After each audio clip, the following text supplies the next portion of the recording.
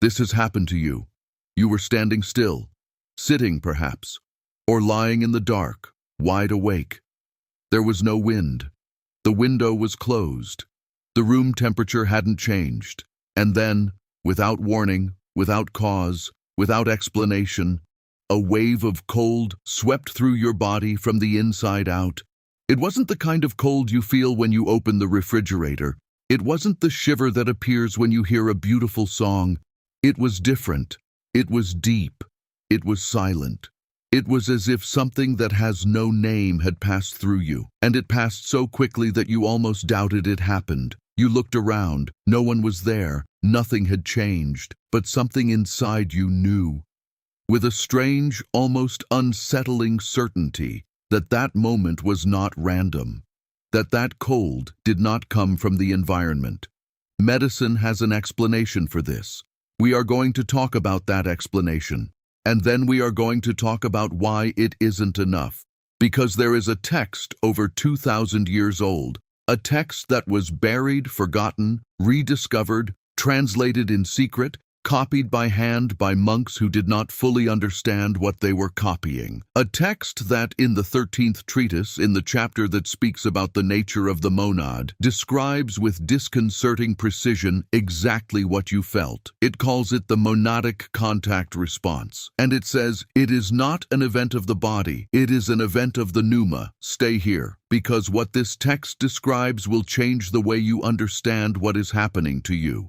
First, let's talk about what science says. When your body temperature drops suddenly and locally without an identifiable environmental cause, doctors have a set of ready-made hypotheses. The most common is a discharge of the autonomic nervous system, specifically the parasympathetic branch, which regulates involuntary functions like heart rate, breathing, and peripheral circulation. In certain states of silent alertness, the body redistributes blood flow. Blood moves away from the periphery. The extremities grow cold. The skin pricks. This is real. This happens. But it doesn't explain everything, because the Monadic Contact Response, the phenomenon described in the Corpus Hermeticum, does not start at the periphery. Those who experience it frequently always describe the same sequence. First, an internal silence that precedes the cold. It isn't stillness, it is a suspension, as if thought stopped for an instant that lasts longer than an instant. And then the cold. Not in the hands, not in the feet, in the center of the torso, in the sternum, in the line that descends from the throat to the solar plexus.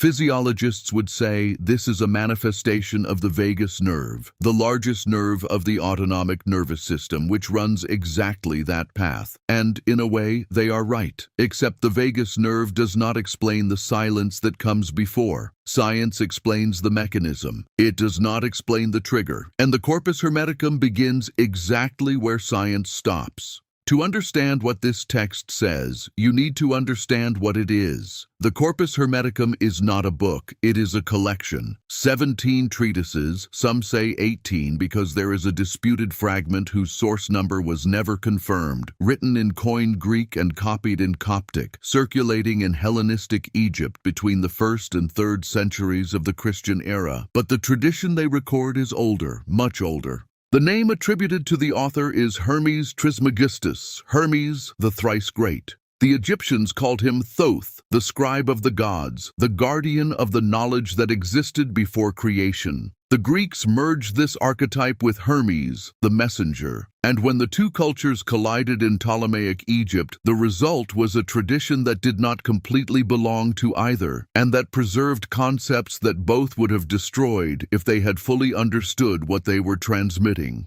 The Corpus Hermeticum reached Western Europe in 1462, when a monk named Leonardo da Pistoia brought a manuscript from Macedonia to Florence. Cosimo de' Medici, who was then the most powerful patron in Italy, ordered his lead translator, Marsilio Ficino, to immediately stop what he was doing. Ficino was in the middle of translating the complete works of Plato. Cosimo said, "Leave Plato, translate this first." He finished the translation in 1463. Cosimo died in the same year. Some say he died with the manuscript in his hands. What was in that text that justified such urgency? The answer lies in the doctrine of the monad. The monad in the Hermetic system is not God in the sense that Abrahamic religions use that word. It is not a personal entity. It has no narrative will. It does not choose favorites. It does not send punishments. It does not demand worship. The monad is the primordial unity. It is the principle before which no other principle exists. It is that from which everything emerges and to which everything returns, not as destiny, but as nature.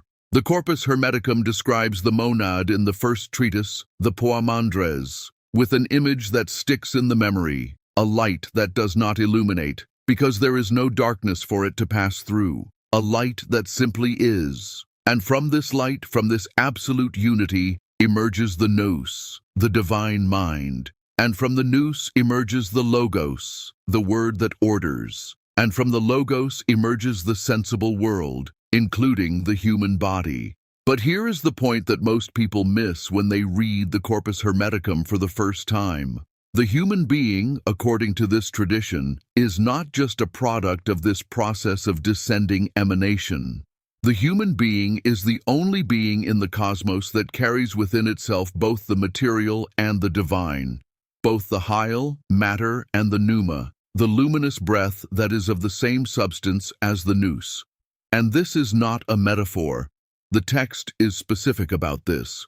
The human pneuma, what we might crudely call the soul, though that translation is inadequate, is literally a fragment of the light of the monad, not a copy, not a representation, a fragment, and fragments are drawn to their origin. This is the concept that sustains the Monadic Contact Response. In the 13th treatise, the one scholars call On Rebirth, there is a dialogue between Hermes and his spiritual son, Tat. Tat has just gone through an experience that he cannot adequately describe. He says he felt something that has no name, that his body suddenly went cold, as if the internal temperature had dropped without reason, that there was a silence before, not external, but internal, and that after this cold, something changed in the way he perceived everything around him. Hermes responds with a phrase that Ficino underlines in the manuscript he translated. In Greek, etes monados aphe.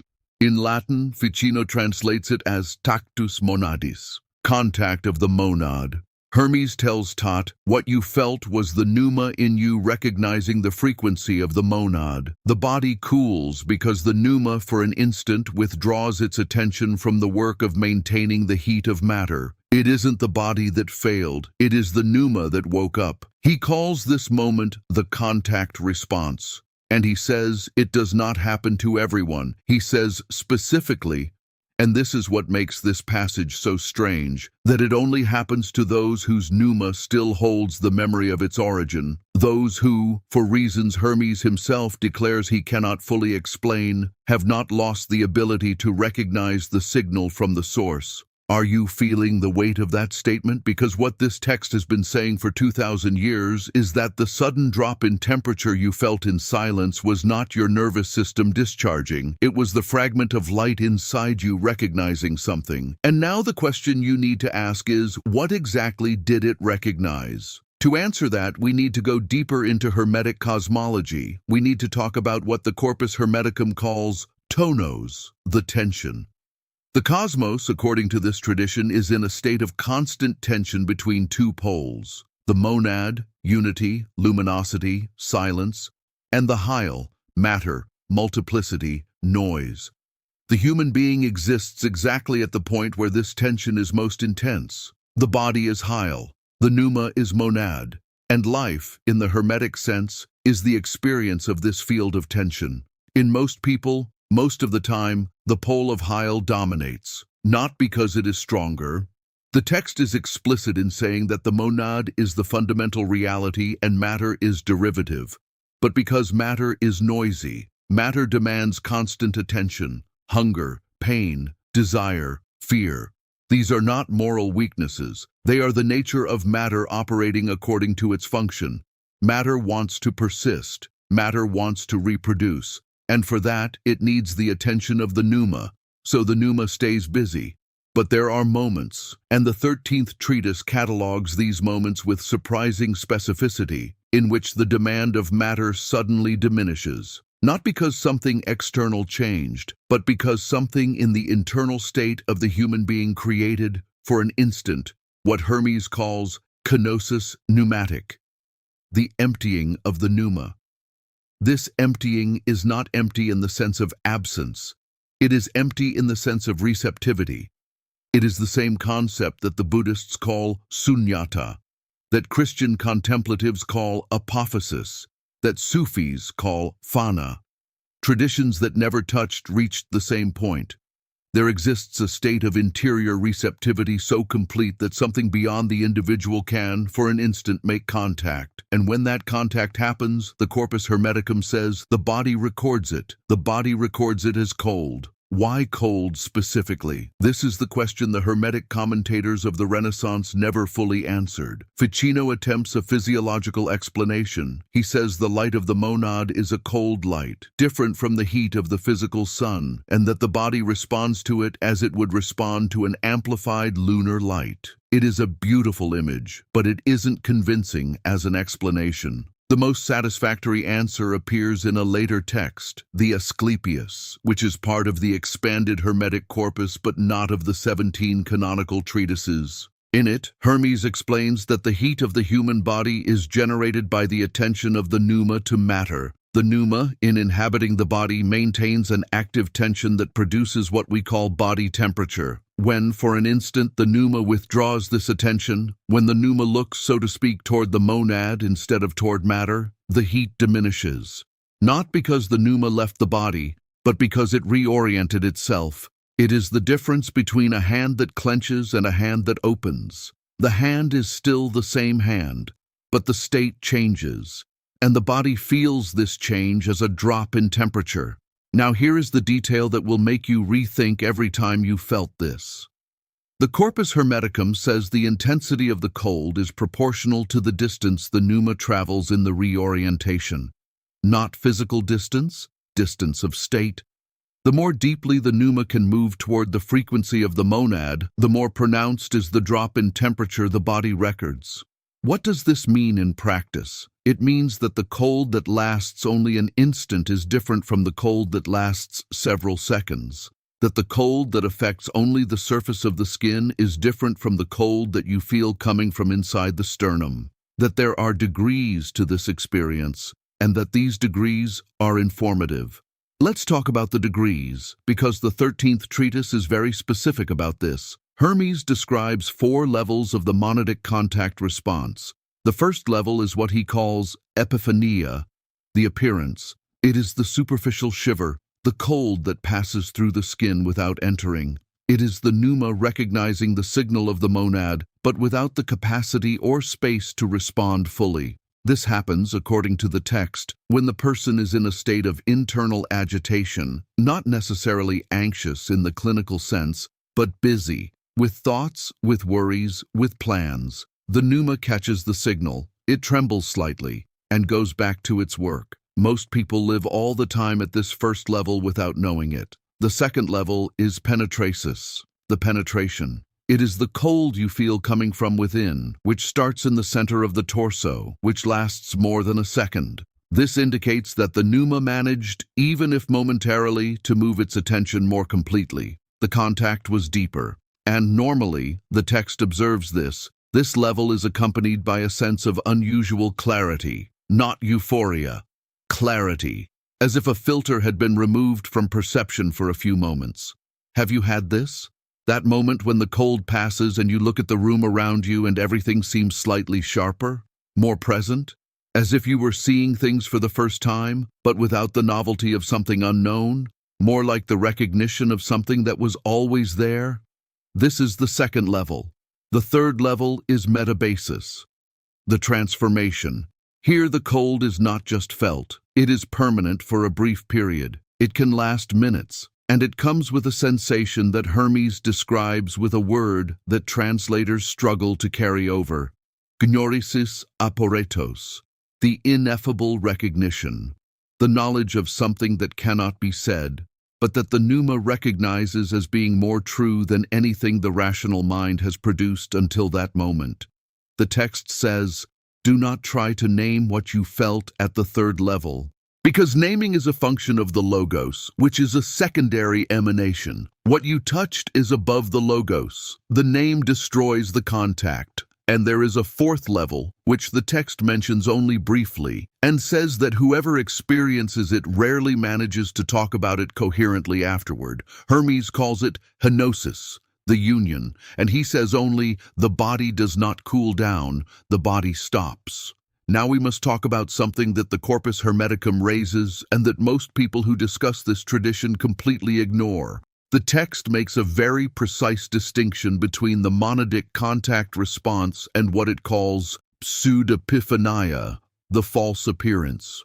Because not every sudden silent drop in temperature is a pneumatic event. Hermes is very clear. There are states of the body that produce sensations identical to the Monadic Contact Response, but which have completely different origins. Some are physiological. The autonomic nervous system can produce exactly this sensation in response to memories, sudden changes in barometric pressure, or states of mild hypoglycemia. This is real, this exists, and the Hermetic text, which was written by people who were not naive about the human body, does not deny this. The distinction the 13th treatise proposes is not about the sensation itself, it is about what accompanies the sensation. Hermes says, when it is pseudepiphania, the cold is accompanied by anxiety or vigilance. The body is on alert, looking for the threat that activated the nervous system. When it is a monadic contact response, the cold is accompanied by silence, not the absence of sound, but the presence of stillness. A stillness that you did not choose and that you were not expecting. There is another distinction. Pseudepiphania passes and leaves the previous state. The monadic contact response passes and leaves a subtle difference that has no name but persists for hours, sometimes for days, a lightness slightly outside the norm, a tendency to pause before reacting, a sensation which many people describe as uncomfortable at first because it counters the impulse to do and react, that something non-urgent is, somehow, more important than everything that seemed urgent before. Do you recognize this? There is something that needs to be said about who experiences this, and the Corpus Hermeticum is direct in a way that can be uncomfortable. The text does not say that the monadic contact response is exclusive to spiritually advanced people, in the sense of people who meditate a lot or know many ancient texts. It is not about the accumulation of practice. It is not a prize. What it says is stranger than that. It says that there are pneumas that arrived in this world carrying a different density of origin. Not morally superior, the Corpus Hermeticum does not have the merit structure of Abrahamic religions, just different in the composition of their relationship with the Hyal. Some pneumas merged with matter so completely that the memory of the monad became inaccessible, not destroyed, but blocked, like a radio frequency that exists but cannot be caught because the receiver is tuned to another band. And some pneumas, for reasons the text says are beyond the capacity of the logos to explain, arrived with the membrane between the pneuma and the Hyal more permeable, not weaker, more permeable. The difference is important. Weakness would be vulnerability. Permeability is sensitivity. These are the ones the Corpus Hermeticum calls the pneumatikoi, the pneumatics. It is not a title. It is not a class. It is a description of a state of being that the bearer themselves rarely recognizes as special, because for them, permeability is simply how things have always been. They do not know that not everyone perceives what they perceive. They think everyone feels that silent cold every now and then. Not everyone does. Marsilio Ficino, when he finished the translation of the Corpus Hermeticum in 1463, wrote a letter to a friend that circulated among the Neoplatonic circles of Florence. In this letter, he describes the moment he translated the passage from the 13th treatise about the monadic contact response. He writes, "Upon reading these words, I felt exactly what the text describes, and I understood that I was not translating an ancient text. I was reading a diagnosis of myself." Ficino was a man whom history records as physically weak, prone to cold, melancholy, and states of involuntary retreat that his contemporaries did not understand. He himself saw them as symptoms of an inferior constitution. After the translation, he saw them differently. He wrote, what I called the weakness of my Saturnine temperament. Hermes calls the mark of the permeable pneuma. The cold that attacked me without reason was not the body giving way. It was the pneuma remembering where it came from. He spent the rest of his life studying how to cultivate these moments instead of resisting them. And now we come to what is perhaps the most practical part of the Hermetic teaching on this subject. Because the Corpus Hermeticum is not just descriptive, it is prescriptive, and the prescription regarding the Monadic Contact Response is specific and counterintuitive. Most people, when they feel that silent cold, do exactly the wrong thing. They react, they rub their arms, they change position, they look for a jacket, they check the window, they ask someone if it is cold. They do anything to return to the previous state, because the body, governed by Heil, interprets any change in temperature as a sign of threat. The text says, do nothing, not in the sense of suppression, do not force the muscles to stay still, in the sense of permission. Allow the cold to be what it is, allow the silence that came before it to continue. And, here is the central instruction, direct your attention to the center of the sternum, exactly where the cold is most intense, and stay there. The 13th treatise uses a specific image. It is like finding the opening of an underground current. If you panic, the opening closes. If you stand still and look, the current begins to flow. Staying in this state, according to Hermes, does not need to be long. It could be for 5 breaths. It could be for 30 seconds. Duration is not the point. The point is the quality of attention, which must be receptive without being passive, present without being anxious, quiet without being empty. And he describes what happens when you do this with consistency. He says that the pneuma, like any system that receives regular stimulus, develops what we might call response memory. The first time you do not resist the cold, the contact is brief. The second time, slightly longer. Over time, and the text does not specify how much time because it says it is different for every pneuma, the state of permeability begins to last longer. The clarity that comes after the monadic contact response becomes the base state instead of an occasional visitation. Hermes uses a metaphor that Renaissance translators loved. It is like polishing a mirror. The mirror does not create the light. It receives the light that already exists and reflects it with more fidelity as the surface becomes cleaner. The pneuma does not create the signal of the monad. It learns not to interfere with it. And interference, according to the text, has specific forms worth naming. The first is logismos, compulsive reasoning, the constant movement of analytical thought that does not stop even when it is not necessary. The Corpus Hermeticum does not condemn reasoning. The logos is a divine emanation, but logismos is the logos running idle, like an engine that keeps running even when the car is parked. This internal noise is the greatest blocker of pneumatic permeability. The second is pathos, not emotion in the broad sense, but reactive emotional attachment, the state in which the external world constantly triggers emotional responses that draw attention away from the center. The text does not ask for indifference. It asks for a different relationship with emotional movement, observing instead of being dragged along. And the third, and this is the most relevant to the time we live in, is chorismos, the fragmentation of attention, the state in which attention is simultaneously in several places and effectively in none.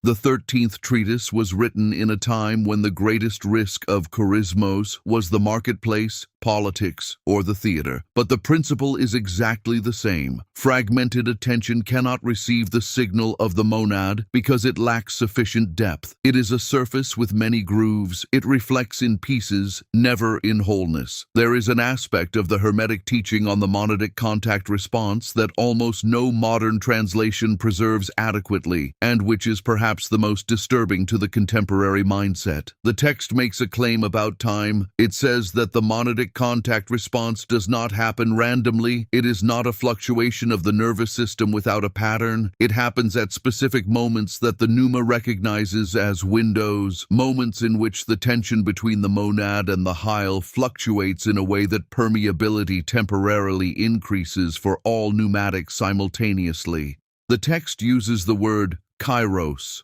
qualified time, distinct from chronos, which is quantitative time. It is not an hour of the day. It is not a position of the stars, although later Hermeticism tried to map this astrologically. It is a state of the cosmos that the pneuma can perceive, but that the logos cannot calculate. And here is the disturbing claim.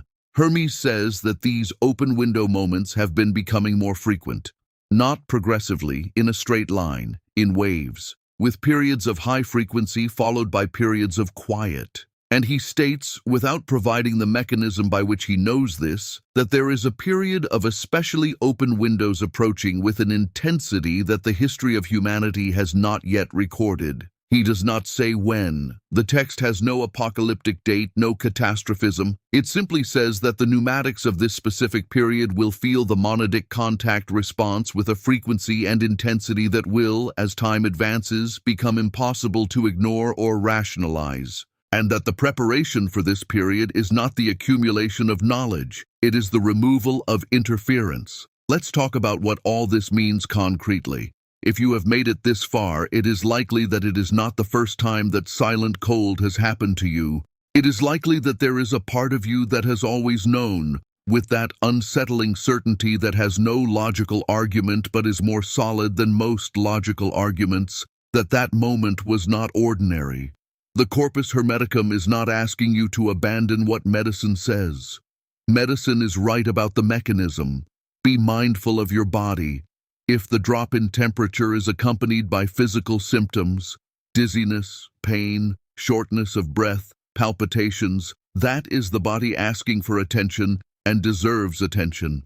But if it comes in silence, if it comes in the center, if it comes without fear and with that strange quality of clarity afterward, then what the Corpus Hermeticum is saying is, you do not need to explain this. You do not need to diminish this so that it fits into a category that others recognize. You do not need to be ashamed of the feeling that it was real in a way that transcends what you can prove. The text says, the pneuma recognizes what the logos cannot name, and the pneuma's recognition is no less valid because of that. In fact, and here the Hermetic tradition diverges from almost all subsequent Western philosophy, the pneuma's recognition is more reliable than the reasoning of the logos when it comes to questions about the fundamental nature of reality, because the logos is a tool that works within the domain of Heil, within the domain of what can be divided, analyzed, compared, named. The monad is before the division. The logos, by definition, cannot go there. Only the pneuma can. And the pneuma uses a language different from reasoning. It uses sensation. It uses temperature. It uses silence. There is one last thing the 13th treatise says about the Monadic Contact Response, and it is the thing that Ficino underlined twice in the original manuscript, the only place in his entire translation where he uses double ink. Hermes says to Tat, you ask me how to know if the contact was real or if it was just the body doing what the body does. You want a criterion, a way to verify. And Hermes responds, there is a sign, a single sign that distinguishes real contact from a physiological response. After the cold passes, not during but after, there is a brief period in which you will notice the following. You will be less convicted about the things you were most convicted about before. Not confused, not disoriented, just slightly less certain that the categories you use to organize the world are the only possible categories. As if the edges of things had become slightly less definitive. Hermes says, this is the sign. Because the monad does not confirm any specific belief. The monad dissolves the need for closure. And the pneuma that has made real contact carries for some time the memory of this dissolution, this lightness of not needing things to be exactly what you decided they are. And Tat asks, how long does this last? And Hermes says, it depends on how strong the pneuma is in you. In some, it lasts hours. In some, days. In those the text calls oi teleotatoi, the most complete. It never completely passes. They learn to live with open edges, and they discover that this is not weakness. It is the state toward which the pneuma has always been moving. You have probably already noticed that there is a difference between the nights when you sleep soundly and the nights when you wake up at 3 in the morning without knowing why. Completely lucid, the room exactly as it was, and no reason to be awake. The Corpus Hermeticum has an observation about this too, but that is a different conversation. What matters now is the cold you felt. You know which one I am talking about. That specific cold, that specific silence that came before or came along with it. That strange feeling that the world around you remained exactly the same, but you, for an instant that lasted more than an instant, were seeing from a slightly different angle. You felt it.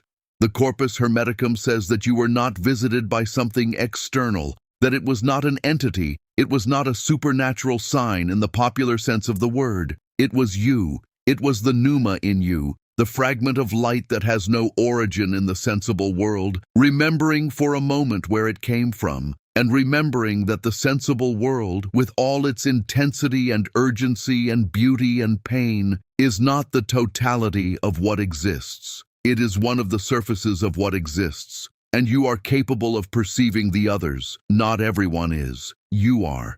And the next time that silent cold comes, and it will come, you will already know what to do. Do nothing. Stay there. Breathe. And let the pneuma remember. As there are no remaining paragraphs in the provided script, the translation is now finalized.